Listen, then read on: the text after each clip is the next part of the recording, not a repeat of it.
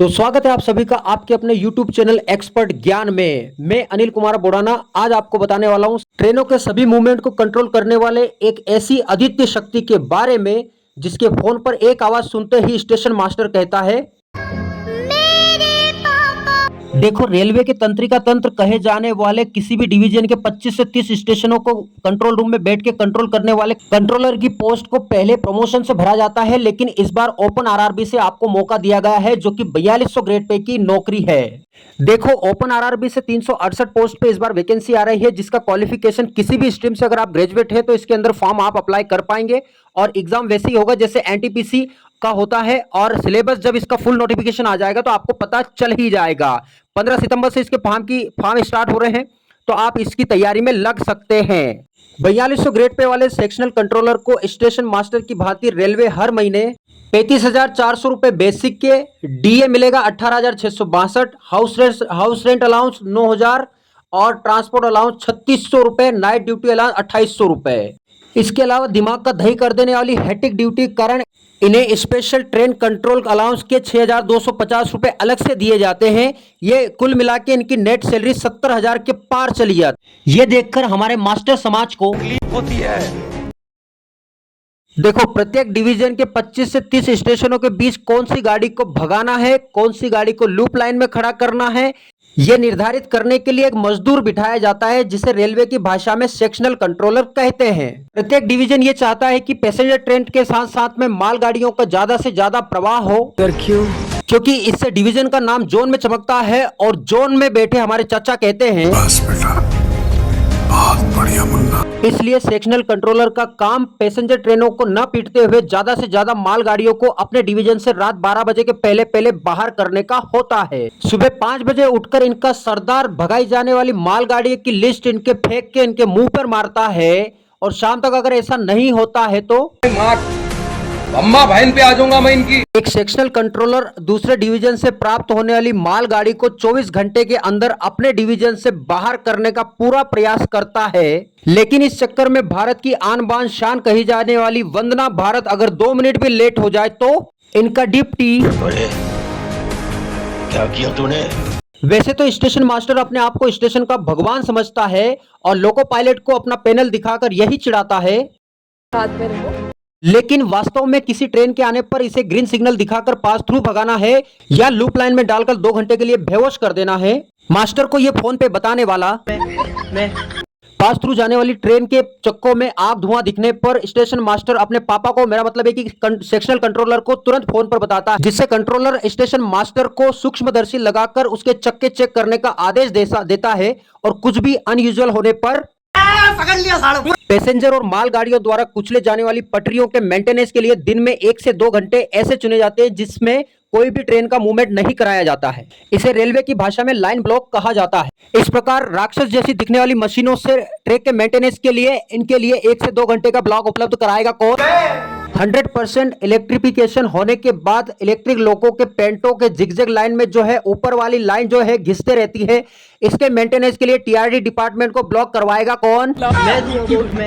मैं रेलवे की सिपाही करे जाने वाले ट्रैकमैन रोज रात को या दिन में ट्रैक की पेट्रोलिंग करते हैं। रेल फ्रैक्चर या बकलिंग होने पर तुरंत पीडब्ल्यूआई को सूचना देकर उसका इलाज करवाते हैं। इस प्रकार अभी अभी ऑपरेशन थिएटर से बाहर आई नई रेलों पर पीडब्ल्यूआई स्पीड रिस्ट्रिक्शन लगा देता है। यहां से गुजरने वाली प्रत्येक ट्रेन को 20 या 30 kmph की स्पीड से गुजरना है। ये बात पूरे सेक्शन में बताएगा कौन। किसी भी डिवीजन में एक्सीडेंट होने पर मलबा हटाने के लिए एआरडी और घायलों की जान बचाने के लिए एमआरबी की आवश्यकता होती है। इस प्रकार सभी ट्रेनों को लूप लाइन में डालकर एआरडी और एमआरबी के लिए रास्ता बनाने वाला सिग्नल के डॉक्टर कहे जाने वाले एसएनटी डिपार्टमेंट के टेक्नीशियन सभी सिग्नलों का कंट्रोल जो है रिले रूम से करते हैं। लेकिन कई बार इन खिलाड़ियों द्वारा गलत तार जोड़ देने पर मंगल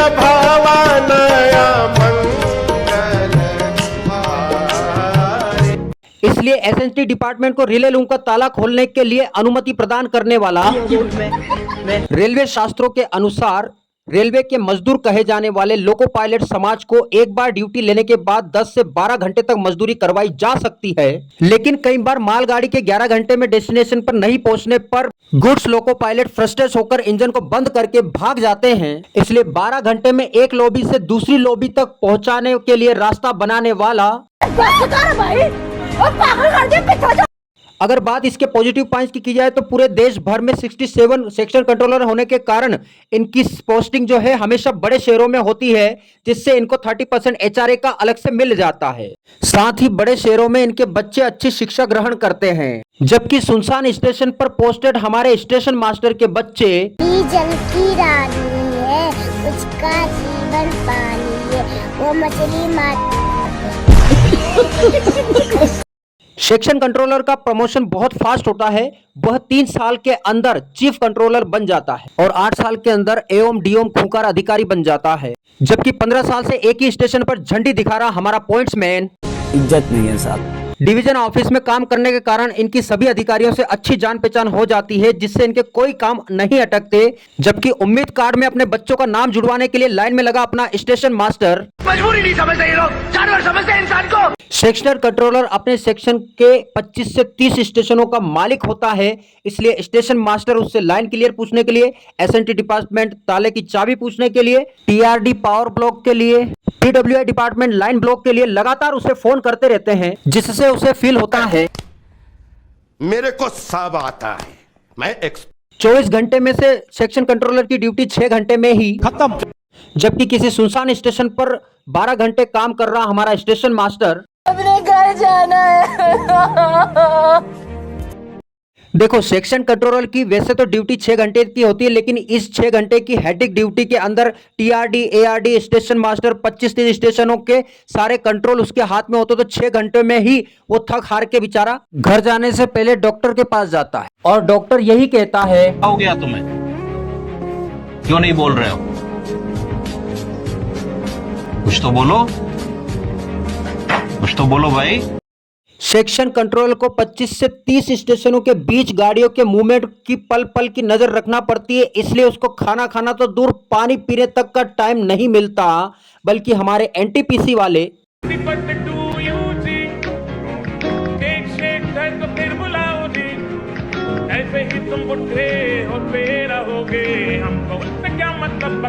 रेलवे शास्त्रों में सेक्शन कंट्रोलर की तुलना गाली खाने वाले गरीब से की गई है, क्योंकि सुबह मालगाड़ियां जो टारगेट के रूप में मिली है, अगर वो शाम तक डिवीजन से बाहर नहीं हुई तो इनका ड्यूटी 12 घंटे के अंदर सेक्शन से बाहर नहीं होने पर कई बार गुड्स लोको पायलट अपना इंजन बंद करके भागने लग जाते हैं, जिससे उस मालगाड़ी के पीछे आ रही सभी गाड़ियां पिटने लग जाती हैं, जिससे शाम को इनका ड्यूटी मालगाड़ी को भगाने के चक्कर में कई बार सेक्शन कंट्रोलर रिस्क लेके गुड्स ट्रेन को आगे कर देता है और इससे पीछे आने वाली जो ट्रेन है वो सभी धीरे धीरे हो जाती है और कई बार वंदना भारत भी पिट जाती है, जिससे शाम को इनका डिप्टी वंदे भारत और दुरंतो जैसी एक्सप्रेस ट्रेनों के आउट होने पर इससे आगे 10 स्टेशनों तक सभी गुड्स ट्रेन और पैसेंजर ट्रेन को लूप लाइन में डालकर सेक्शनल कंट्रोलर यही कहता है, इस बार रिस्क लेने का ही नहीं है, बिल्कुल रिस्क नहीं लेने। जिससे पैसेंजर ट्रेनों के यात्री और गुड्स ट्रेनों के लोको पायलट ऊपर वाले से यही कहते हैं,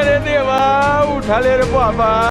सेक्शन कंट्रोलर के सबसे ज्यादा झगड़े स्टेशन मास्टर से होते हैं, जैसे इस गाड़ी को लूप लाइन में डालो, इस गाड़ी को थ्रू भगाओ, यहां से 5 मिनट में ये रेडी करवाओ, 2 मिनट में वो मालगाड़ी को रेडी करवा के भिजवाओ, जिससे स्टेशन मास्टर का ईगो हर्ट हो जाता है और स्टेशन मास्टर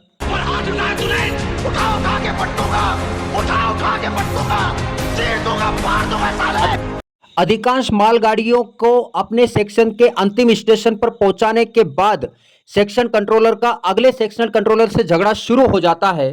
पहले तू आन दे पहले मैं आन दूं, इस नामक मुद्दे पर ये लड़ते रहते हैं, जिससे पैसेंजर ट्रेन में बैठा यात्री अपने मन में यही कहता है, हाँ ये कर लो, पहले बड़े लोग हैं, पहले ऐसे करते होंगे। तो बस यार आज के लिए इतना ही। वीडियो अच्छी लगी हो तो कमेंट करना, लाइक करना, शेयर कर देना और चैनल को सब्सक्राइब कर देना। मैं आपको रेलवे का नॉलेज, मोटिवेशन और जॉब अपडेट की जानकारी देते रहूंगा, इसलिए मुझे फॉलो कर लेना।